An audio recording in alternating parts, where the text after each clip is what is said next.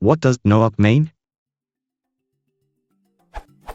In the remarks section of a Microsoft dbset.add page I read, remarks, note that entities that are already in the context in some other state will have their state set to added. Add is a noop if the entity is already in the context in the added state. What is noop used for, and what does it express? Is it not operational? I checked in several dictionaries but was unable to find it.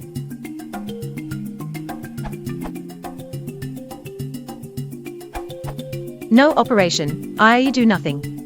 It comes from the assembly language instruction, noop, on most processors, which does nothing for one clock cycle, and is used for example in delays.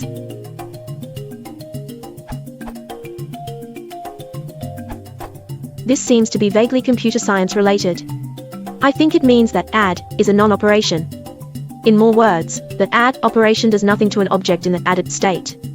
Does that answer your question? Edit. Martin's answer is better.